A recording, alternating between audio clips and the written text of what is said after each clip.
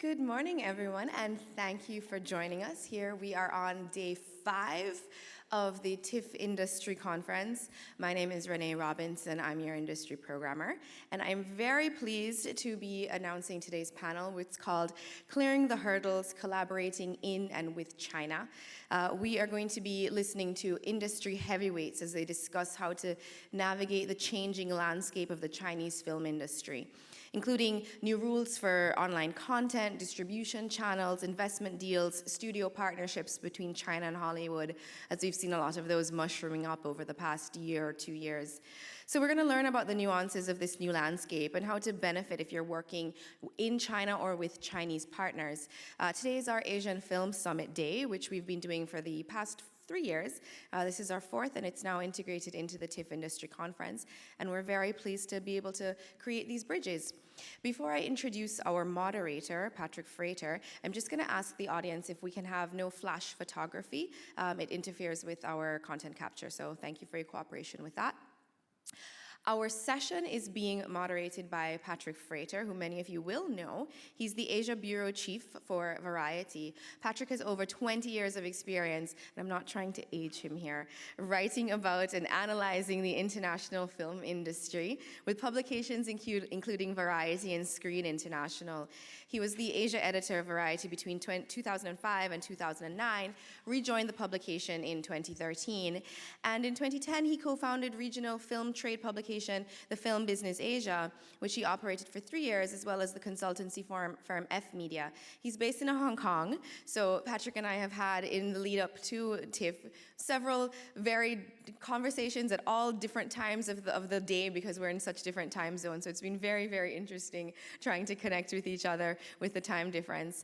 He travels widely within the Asia-Pacific region and is a regular radio pundit, conference host, and public speaker. Please help me welcome Patrick Frater and the guests for Clearing the Hurdles, Collaborating in and with China. Round of applause, please. Thanks so much. Good morning. Is the microphone working? Yes, it is. Very good. Yes, Renee is absolutely right. We've had many, many conversations, and today we met, which is very nice. So thank you to Renee and Savine and the industry team. Thank you to Toronto for having us here. We have a panel of 4 excellent speakers. 2 are going to speak in Chinese and 2 are going to speak in English, and we're going to keep it that way to make it easy on the translations. Later on, I hope we'll get time for some Q&A. And again, to help the translators, please speak into the microphone. So those are kind of little housekeeping rules. My immediate right, Max Michael from UTA, David Lindy from Lava Bear and many other previous incarnations, Andy Lee from Aichi, and Anne Xiaofen from Descent International. I should do ladies first in this, but I'm not going to. I'm going to ask Andy to help us with some of the recent history of the way that the Chinese film and TV industries have evolved. But before I do, I was just thinking of doing a little bit of audience participation. These days in China, there's lots and lots of acronyms and exciting new buzzwords. Who knows what BAT is? Hands up. BAT? No? 1? Good. Very. Baidu, Alibaba, and Tencent. It's the acronym for the internet giants who are taking over the entertainment industry. O2O, maybe easier. 1 there. Online to offline. It's an obsession these days. And last one, Internet Plus. Internet Plus? No. There's one on the front. This is the integration of e-commerce with the internet, with entertainment industry. The phrase apparently was coined by China's president. I'm not sure that's true, but we will not discuss that bit, but we will build up to these acronyms perhaps after a little gentle history lesson from Andy. 问题是什么? Yeah. There was no question. I was hoping that you might just give us a little bit of the recent history of how the Chinese entertainment industry has got to where it is today. 这个就是想问问您呢，这不是一个问题了，就是想请您给我们介绍一下这个中国的这个演艺界的现在这个新的情况，以及呢，就是说怎么演变成现在这个状态的，稍微讲一下历史，讲个概况。是指电影还是整个演艺界？ Are you talking about film industry in particular or all of it? Film and TV. 电影、电视都包括。OK， 是这样。刚才也介绍了 BRT 的，其实在座可能好多朋友知道 BRT， 但就没太举手而已。我说一句，你传。I think maybe people have heard of PRT, but maybe not everyone raised their hand. That's very nice of you. 随着互联网啊，在中国的快速发展，其实这大概是将近这5年快速的发展，互联网的快速发展也改变了整个演艺界的一个之前的现状。Since the really, really rapid development of internet, that really changed a lot of how the format of the industry it is in China. 因为资讯是越来越发达了，而且随着中国手机移动端的快速发展，大家获取资讯的渠道从原来传统的电视、报纸，转成了这个互联网，或者说转成了移动互联网。So, since the very rapid development of different communication tools, so the way people receive information, the way people interact with media changed from the traditional newspapers and TV to internet and mobile devices. 就是说，原来从单向的普通的用户获取资讯，变成了现在多项的，再加上各种移动端 push 的方式，让明星或者是电影项目的曝光率比5年前大大增加了 N 多倍。So the traditional one direction type of media interaction had changed dramatically now to a very multidimensional interaction.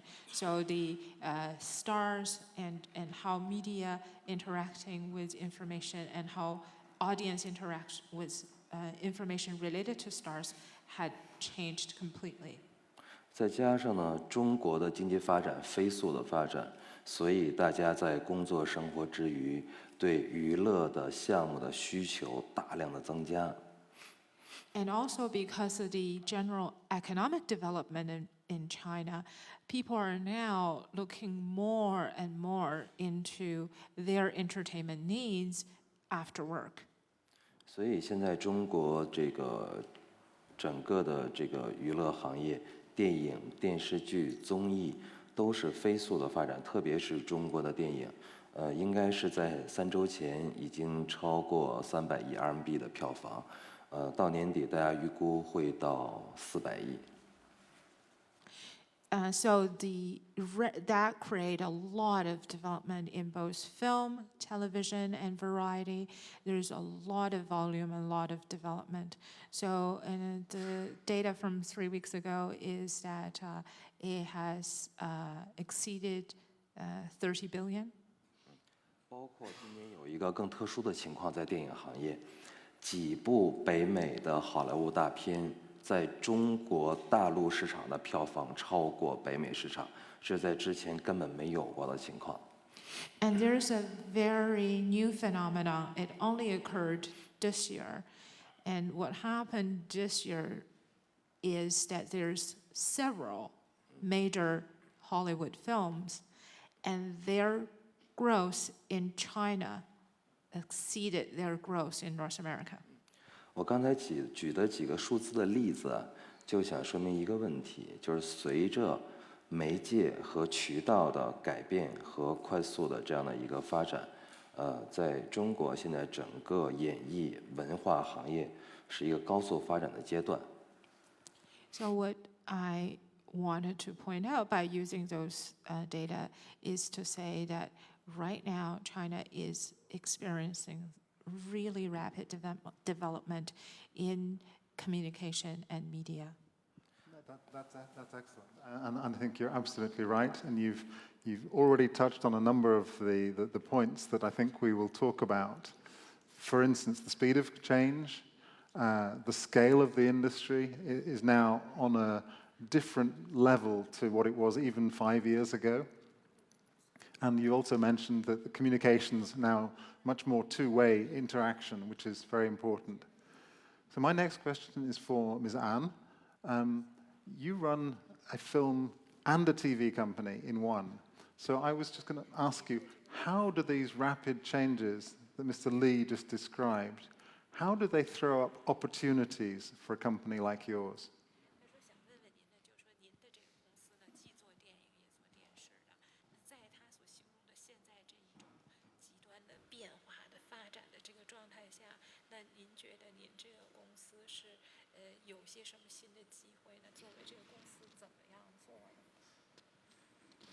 嗯，大家好，我是安小芬，来自中国北京的大盛国际传媒，你先介绍。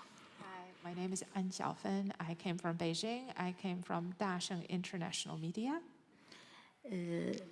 像刚刚李总讲的，国内的娱乐应该说叫娱乐市场吧，发生了翻天覆地的变化。我觉得这种变化呢，最主要的是来自于观众的变化。我们今天这2年的观众跟5年前的观众完全不同，因为现在的观众基本上由90后、00甚至00后组成，他们这些年轻人已经成了中国的娱乐消费市场的主力军，所以面对这种变化，整个的娱乐产业肯定要发生相应的改变。I very much agree with what Mr. Lee had described, the kind of changes and kind of the magnitude of changes that's happening right now. And I think one of the reasons that the changes had happened so quickly in the last 5 years is because we had significant changes in our main audience. The audience for entertainment and for movies nowadays, the majority of them are people who were born in the 90s, or some of them perhaps even after 2000. So they became more the main audience of our entertainment products. 我们通常所说的60后、70后、80后，应该说是受传统教育的几代人，是受中国传统文化、传统教育的几代人。所以呢，就是他们的行为模式、思维方式，跟现在的年轻人不同，所以我们以前的娱乐方式跟他们是吻合的，The people that what we call who were born in the 60s and the 70s and in the 80s, these people had in their upbringing more traditional elements. So they are more of the generations that was educated more traditionally. And the media and the entertainment product we had before was more in sync with the way they think. And now the new generation of audience, their lifestyle and their way of thinking is completely different from those previous generations. 但是今天的90后和00后，因为互联网的影响，互联网把全世界连在了一起，所以他们获取信息和娱乐方式都基本上应该说是可以跟全世界同步的。所以呢，就是他们的对娱乐的要求是非常不一样的。So the new audience who were born in the 90s and some of them after 2000, they had grown up with the internet. So they have very different way of receiving information, and their way of tapping into information is very similar to perhaps of the young people in the rest of the world. So therefore, their way of looking for entertainment product perhaps is more in sync with the rest of the world. 就他们有自己的偶像，会追随自己的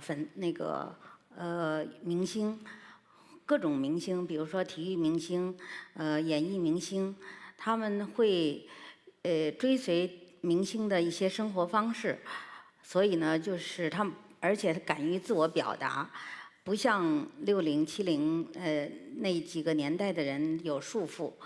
所以针对他们，他们更直接，对信息的要求更简单和直接。So they have their own way of adapting their own idol, and they would become fans of a certain star. It could be a star in the athlete or entertainment star, and they would perhaps mimic the lifestyle of the person that the style of that particular star, and a lot of the entertainment and a lot of the communication that they want became much more direct and perhaps a little bit more simple, but much more direct. 所以我们做不管是电影还是娱乐产品，其实要满足他们的要求，既要顺应这种形式，满足他们的要求，其实还要适当的引导和有一些超前的一个想象的作用，也不能跟着观众的后面走。So we are trying to create entertainment products that would meet their needs and that would be accepted by their needs. But at the same time, we also have some roles of trying to direct what their needs might be. And so we don't want it to be simply following what the trend of needs might be, but we would rather want to be projecting further into the future. 所以呢，我们基本上作为我公司来讲，我们应该说是一个特别注意创新和不跟随的一个电影制作公司。我们会因为公司里大多数都是年轻人，我们会根据公司里边很多同事的一些反应，来去密切的去跟那个观众去接触，然后做出顺应这个市场的一些作品，像我们2年前做的《小时代》，其实它开创一个年轻的观众市场。那么现在呢，其实这个市场的年龄越来越降低，以前可能是20岁，现在逐渐变成15岁。所以针对这样的一个市场的改变，我们的作品未来的几年基本上都是年轻人的，非常的正青春的一些产品，来满足这个市场的需求。So to be able to fit into this kind of environment, we have to really emphasize on innovation, and we would really pay a lot of attention to how to be in touch with young people's needs. We have a lot of young people working in our company, and we do not attach ourselves to any particular studio. We wanted to be able to hear from different sources of young people and knowing more about what they're thinking and how our product could be fit into their lifestyles. And so, for example, we did a project 2 years ago called A Small Decade. So that project, at the time, the main audience were perhaps in their early 20s, around 20, and now a lot of our focus it's towards audience who's even younger, who are really, really having a very vibrant need for entertainment, and people perhaps as young as 15. And is this also the reason why you don't just limit yourself to TV, but you also have to be a film company? You have to be crossing all of these different sectors to succeed in China today.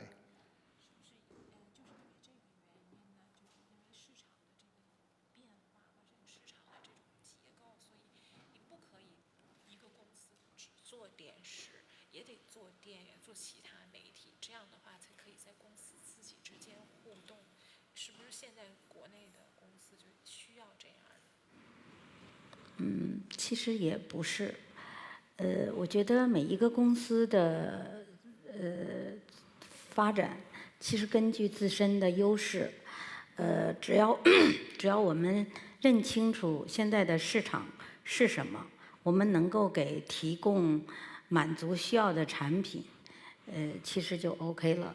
因为其实专业的事情还得要专业的公司或专业的人来做。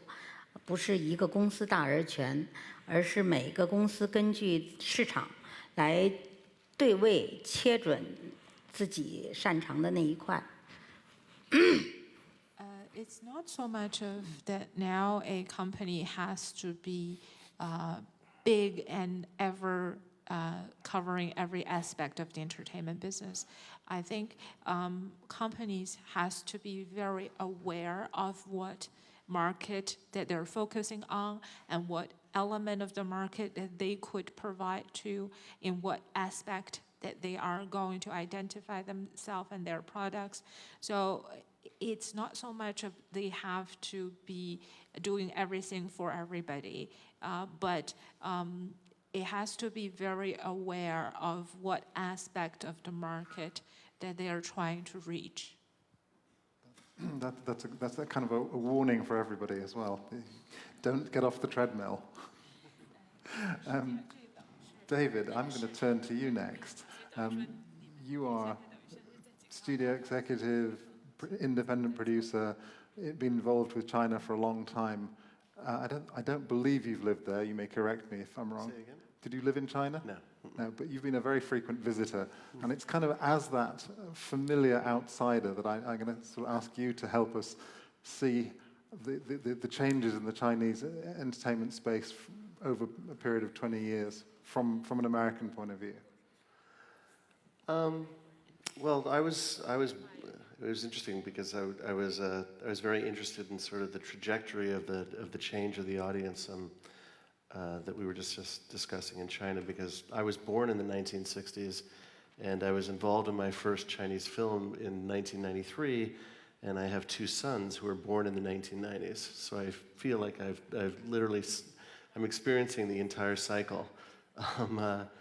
But you know, when I first got involved in Chinese films, originally as a distributor, it was very much of a world that was just being described, which was a relatively small market, very driven by auteur filmmakers who were telling very, what I would call, very elevated and very dramatic stories, who were obviously working within a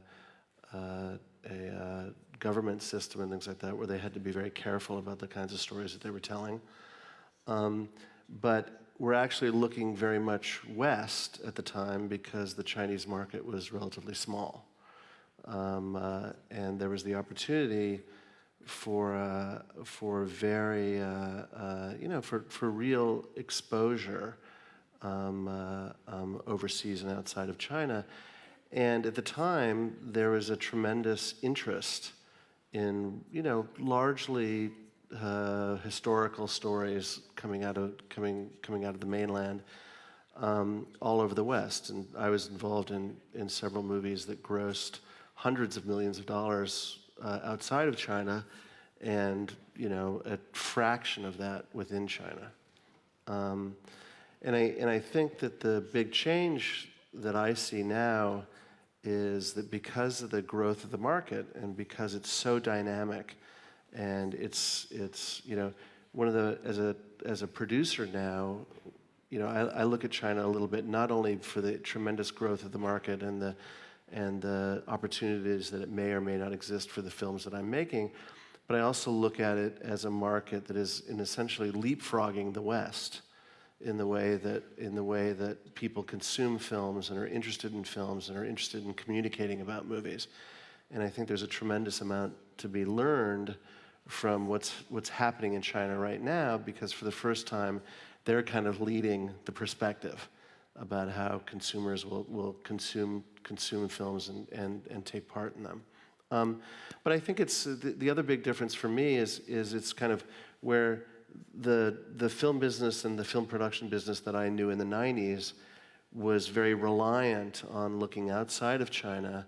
That reliance has changed, right?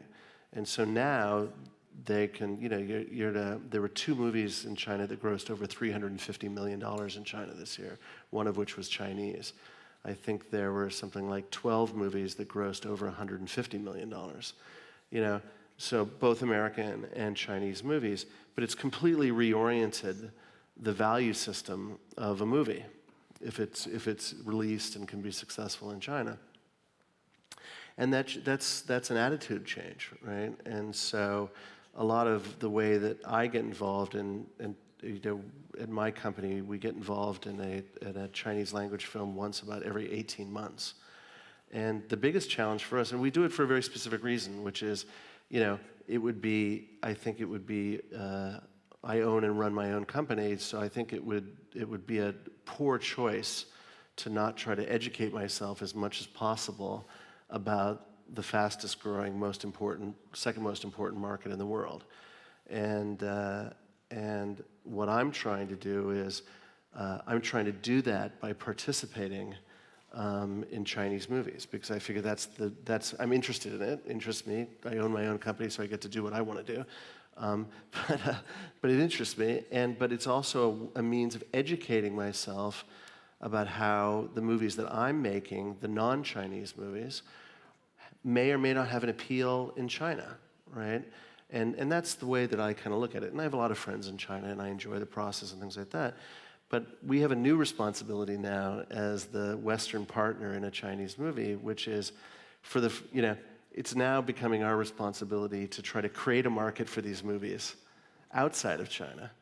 Whereas when I got started in this business in the 90s, there was actually just to complete the circle of what I'm saying, there's a big business outside of China. You could sell your movies all over the place. That's changed dramatically. So the big role for us these days, in addition to participating in development and production and post-production and things like that, but the biggest role for us or the second biggest role is really to take the movies that we're participating in and find a home for them overseas, and find a means of finding real legitimate exploitation of the movies, because that's also very important for Chinese producers, because they're under a lot of obligation, what I would call obligation. It would probably be called something else, but obligation to do their best to try to see that Chinese culture essentially finds a home outside of China. And that's the other thing that we really get involved in, which is fascinating in and of itself, because it's like discovering and trying to build a market that existed 20 years ago and somehow or another disappeared. So that was a long-winded answer. No, it was a very useful one. I'm going to ask you to keep telling my bosses about this leapfrogging business, because my bosses at Variety are still, sometimes I feel like we need to explain to them that Hollywood is no longer the cutting edge. It may be the biggest still, and it may still be the entertainment center of the world, but it is no longer the only place that is innovating. And also, I don't know if one of the interesting things about it is there's a very precise difference, right, which is, if you look at the studios, right, the studio still dominates 70%, approximately 70% of the business of film, right, outside of China, right? And in China, it's completely different, right? And that's a sea change for all Americans, right? They can't. It's very difficult for Americans to perceive, a world where how we contextualize our business, just you simply can't. It doesn't. It's the wrong context, so you can't do that. So anyway. Yeah, and some of that has been driven by physical building of lots and lots of cinemas in China. I mean, I remember visiting in Shanghai one of the very, very first multiplexes and thinking, wow, this is really, really good. And now there's pretty much one new multiplex being opened every day with 10 or 15 screens coming on.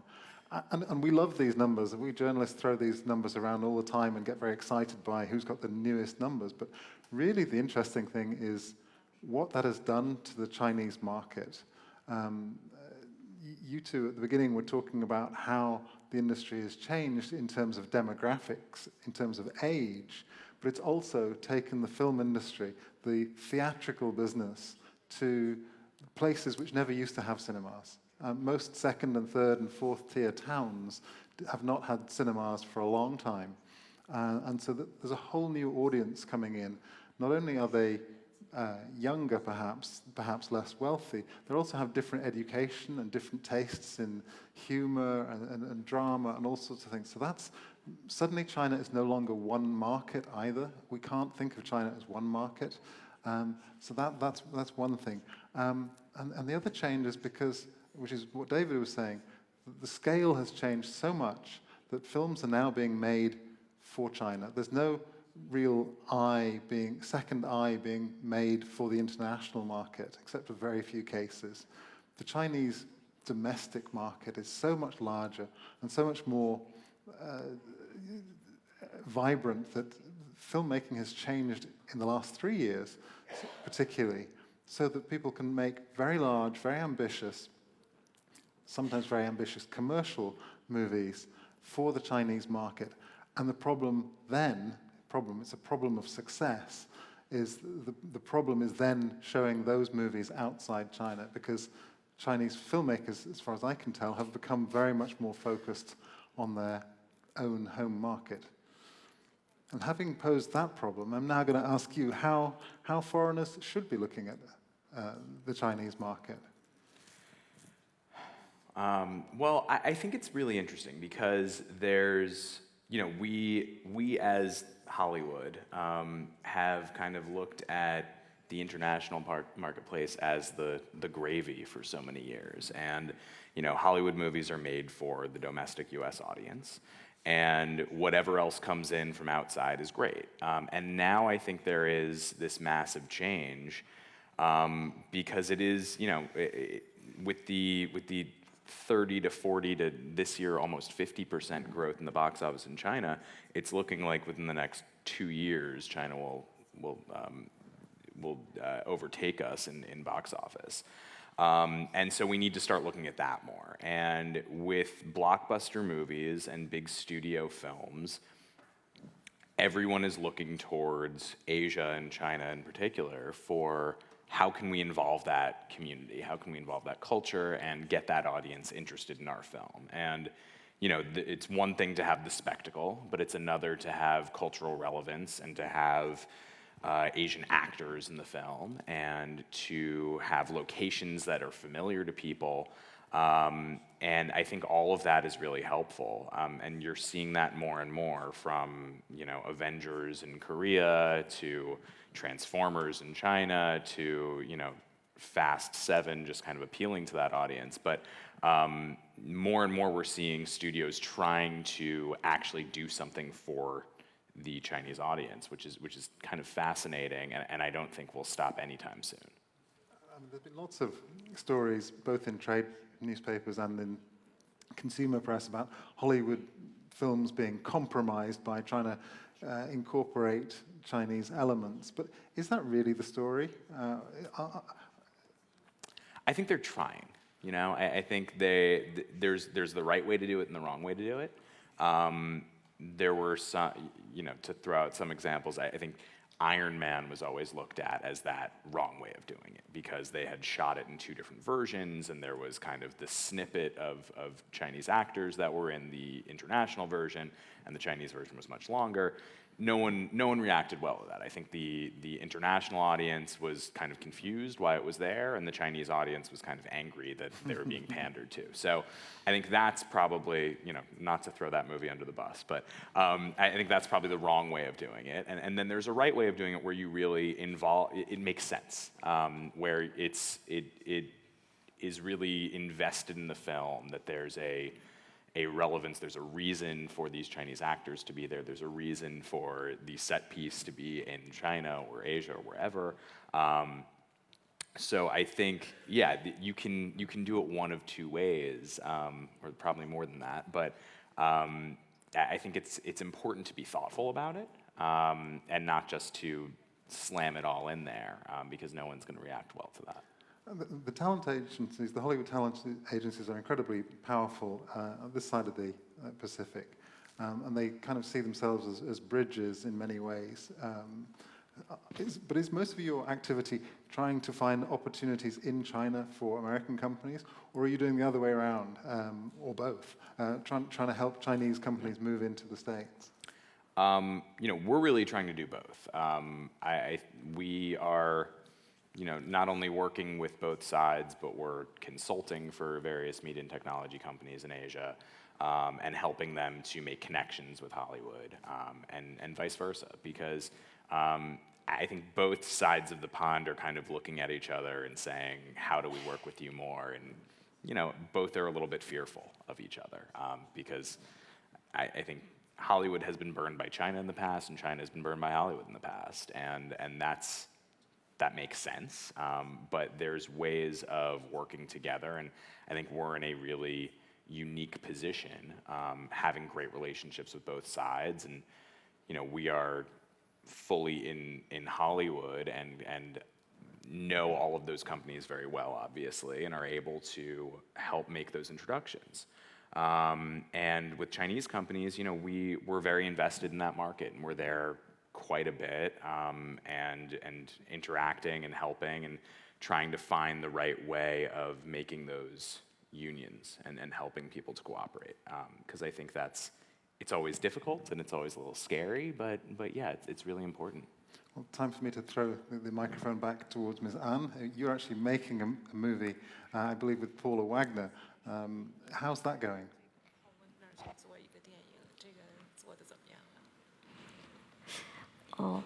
那个我从去年开始跟那个 Paula 和 Naomi 他们合作一部中美合拍的电影，到现在差不多已经筹备了将近2年。那么主要是还在写剧本，这个剧本写起来非常难，因为那一段呢是70年前的。抗战市场是中美两国一起那个抗击日本飞机的一个故事，所以呢，不光是要编一个好的故事，还要尊重历史，查阅大量的历史资料。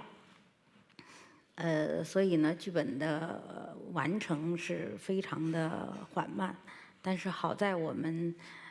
到今天为止已经完成了2稿了，离开机应该有不太远的距离了。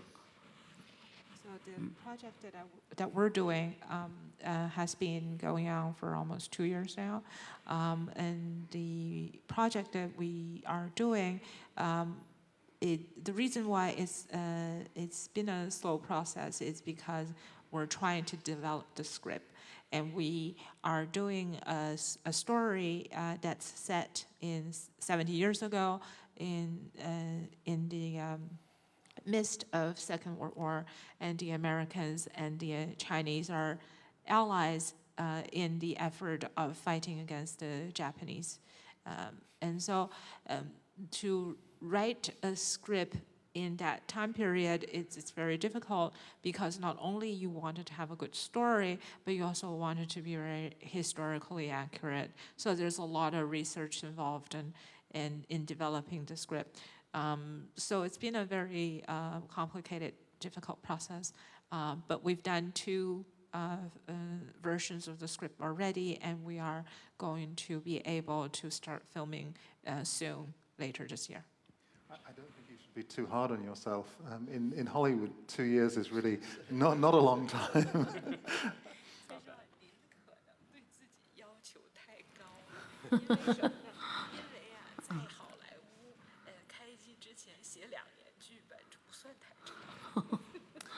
I wonder if I can keep you two talking a little bit longer, but slightly change the subject. I wonder if you could tell us how a movie gets marketed these days, and explain to us a little bit more about how information about movies is transmitted today in China, very much more through social media and the power of the internet video companies like iQIYI, because this is vastly different to what it was even a few years ago. And those companies like iQIYI and your competitors are now the natural marketing partners in many cases of the Hollywood studios in China.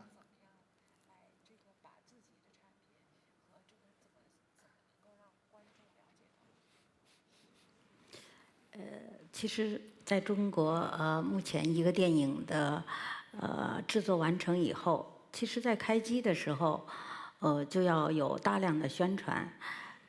这种宣传呢，其实覆盖了所有的媒体。那中国呢，就包括平面媒体、网络媒体，各种的论坛、各种的 APP，就是电视，包括视频网站。它是一个全方位的一个宣传和推广，比5年前的这种涵盖要大很多很多。而且呢，做起来也不像以前一家宣传公司就可以搞定。那么现在可能需要几家公司的全力的配合，所以一个电影在中国就是说能不能卖得好，其实除了品质以外，其实更多的是你一个电影能够整合到多少资源，吸引多少家媒体来帮你做营销。So nowadays, when you have a product such like a film, the promotional period starts when you start filming. So once you start filming, you are already trying to get different media to pay attention to it, and you try to generate interest in the product already, and the media would be including every possible media, social network, traditional media, and everything else in between. So it's used to be that you perhaps would ask one company, one promotional company, to help you promote the film or the product. But now, quite often, you would be acquiring different promotional help, promotional partners, because they would have their own different focuses. So it's now not only, like a successful film now, it's not only about a good product, but also how could you allocate your resources together, ultimately create this interest into the product. 但是这个过程，其实我觉得，一个电影能不能成功，可能还是在开始的选题上。如果选题对了呢，有成千上万的人愿意帮你做推广，愿意跟随你。如果选题错了，你再卖力吆喝，再卖力宣传，其实都作用都不大。And so I think one thing I realize is that the subject matter tend to be very important. If you pick the right subject matter, then a lot of people like to participate. They like to get involved with this project and be a part of it and promoting it. And then it evolves into a much a bigger phenomenon. And if you had picked a subject matter that doesn't generate that kind of interest, then it doesn't matter how much of the actual promotional investment that you put into it, it would be harder. Andy, I wonder if you could sort of continue this conversation and also explain how a company like yours, which is involved in, essentially it's a video streaming company, but you're part of a much larger ecosystem, going from search through portals, through movie information, and so on. How does your kind of company get involved in marketing?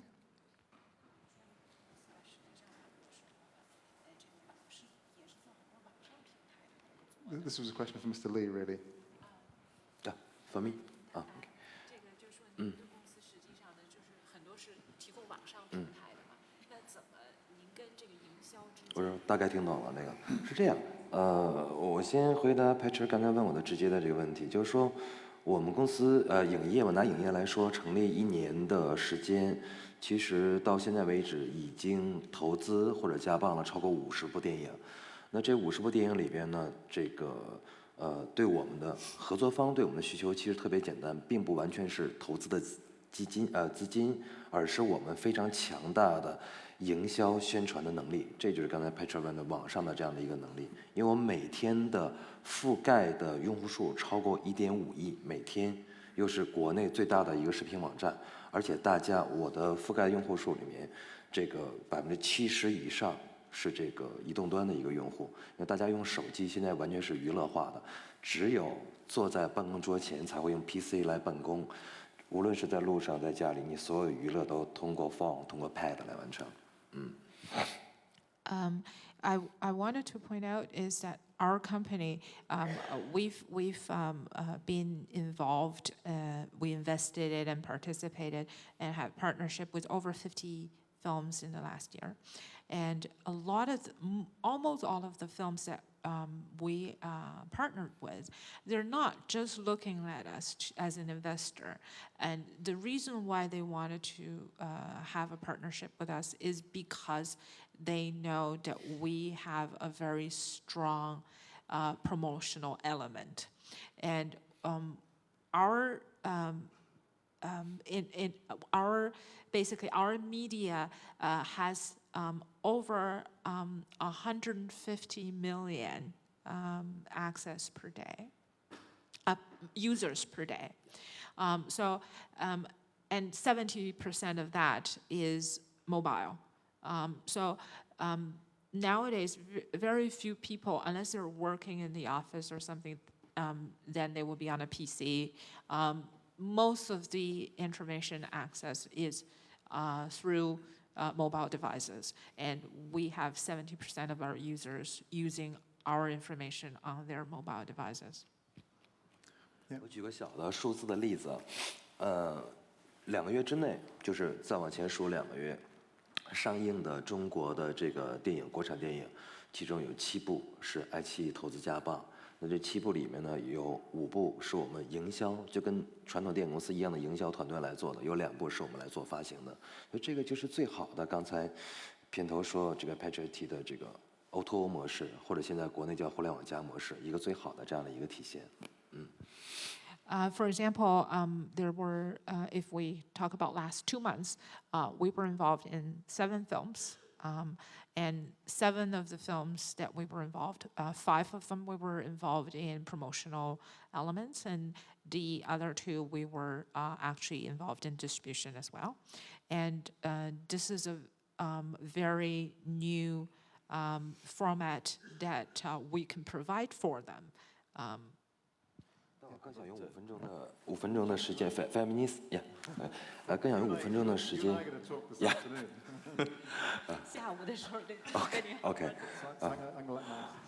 No, I'm fascinated by the Chinese marketing system because it's very impressive. Only maybe 5 years ago, China was only marketing their films for a month or two at a time before the movie was released.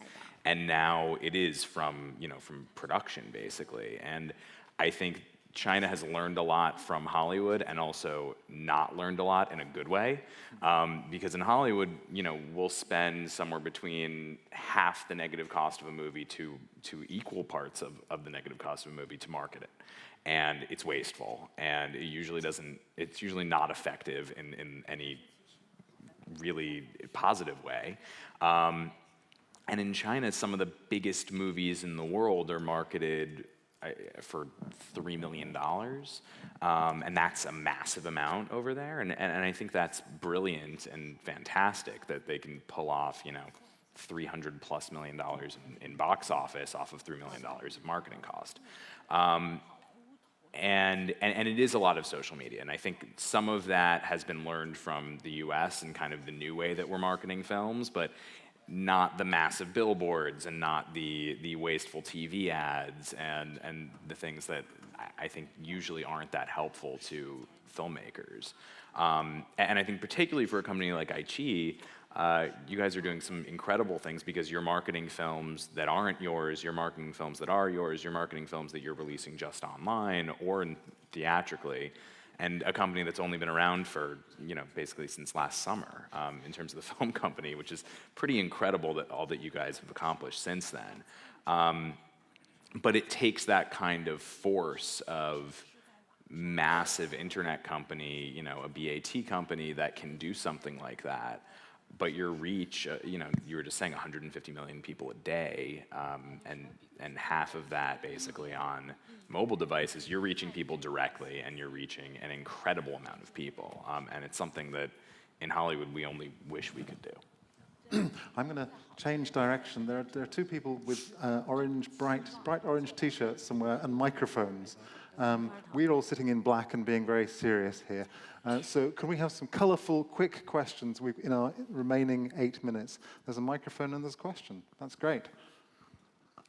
Hi there. I'm just wondering about the theatrical experience in China. It's been many years since I've been there, and last time I went, the theater was the whitewashed back of the neighboring building when we sat and watched a VCD.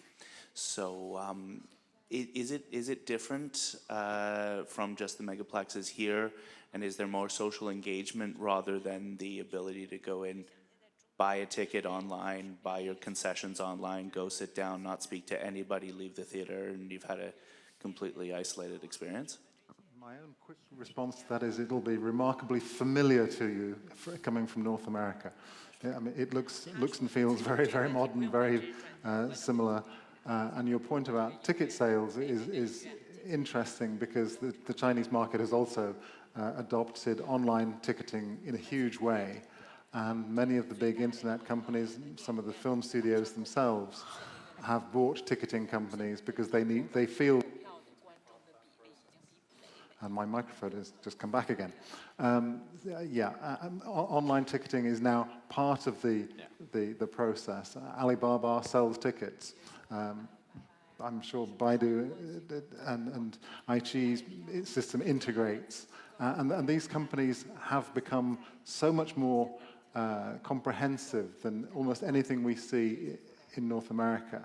I mean, for instance, Tencent and Alibaba both have banking licenses. They can actually do the back processing themselves. So they go from, in the case of a company like Wanda, they own the cinemas, they make the movies, they distribute some, and then they start buying foreign chains of cinemas as well, in a pattern which is eminently capitalist. So you've had your question. There has to be one over there, and then we'll go to the back, and then we'll probably run out of time. Sorry. There was a question over there. Who's got the microphone? Okay, thank you. My name is David. I'm a filmmaker from South Africa. I'm just wondering, has and if the current stock market and the declining shares in China, have they affected how movies are produced or made in China? Because as you mentioned also, most of the studios are being owned or bought or financed by, including Alibaba as an example. Most of the guys that are literally making a lot of money currently at the stock exchange Because similar to what happened in the US and the rest of the world in 2008, 2009, stock market bubble, a lot of Hollywood productions or studios either went out of business or they started financing very less films. Got it. It's a good question. Andy, your company's trying to go on the stock market. Has the Chinese stock market affected film production? 股票，OK，是这啊，那这个我明白了，是，前段时间可能是中国的股票大跌啊，但华尔街也跌了一样的，但这个对电影和文化投资不会有太大的影响，因为关键是它的市场需求是刚性的，刚性是一个中国的一个名词，也就是说它市场需求是 very strong 的这样的感觉，所以这个市场的大家想看更多好的内容，所以会有很多公司来制作更多好的内容，那这些公司它的无论是 PE 还是股价未来会非常的高，所以很多人会投这样的公司。OK 了，啊。I guess the question really is asking whether the volatile stock market or the economy would gonna affect the entertainment industry. I mean, yes, the Chinese stock market could come down, and just as the American market could. But generally, I'm not very concerned about that because the need for entertainment product in China, that demand is extremely solid. So to have that need for entertainment product, then there has to be companies who creating these products because there's extreme demand, healthy demand for it. So the entertainment products that is created by these companies, they are going to have a healthy stock value. So I'm not concerned about the general stock market because I think because of the demand that was there, that's extremely healthy and solid. That's great. We have 2 minutes, and there was a question right at the back, which is where I waved last time. You have to ask a question, no statements, please. Okay, my name is James Dahl. I'm an independent producer, just produced the end of the tour. I'm trying to collaborate on an independent level with China, not sure where to start. Any advice there? Where to start? As an independent producer working in China. David. Max?